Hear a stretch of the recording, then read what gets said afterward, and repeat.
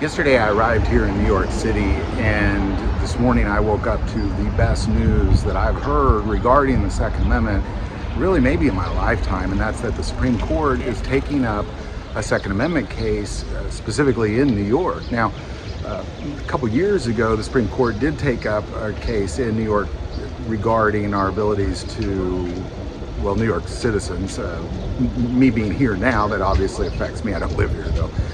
But what it was in regards to is you're not allowed to bring a firearm outside the home, so unless you're going to a facility to practice, like a shooting range, that kind of thing.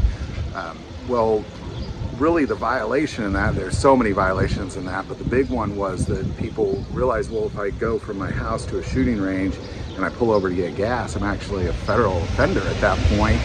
And that's really all of that is a huge issue, but that was kind of at the basis of what that case was. Now, the Supreme Court ended up not seeing that case because New York kind of threw in the towel on that one and they retracted that law. So there's really no reason to have a court case that goes up against a law that didn't exist. So it's really almost like New York is playing this little dance on the Second Amendment that's just awful. Clearly they realize they're in violation of the Second Amendment or they wouldn't have pulled that case.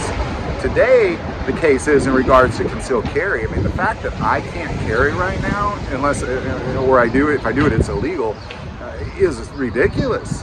Absolutely ridiculous. This is great news because this is going to affect the entire country.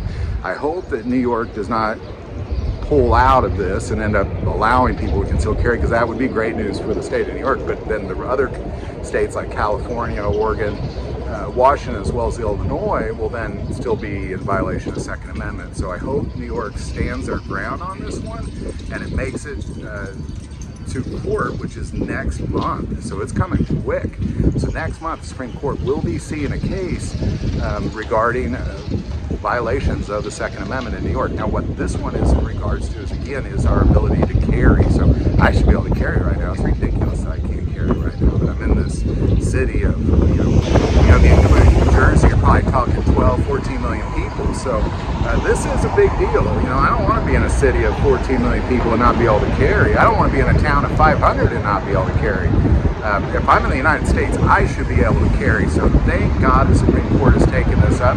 I think the Supreme Court is sitting in an awesome position to have a triumphant Second Amendment victory in our country next month.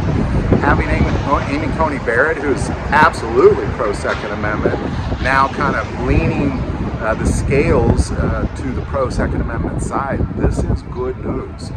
We're going to continue to follow this, but again, this is an outstanding thing that's taking place right now. The fact that the Second Amendment is being seen in the Supreme Court regarding this town here, man, this is great. I can't wait to carry a firearm loud and proud, man, in this town. This is good news.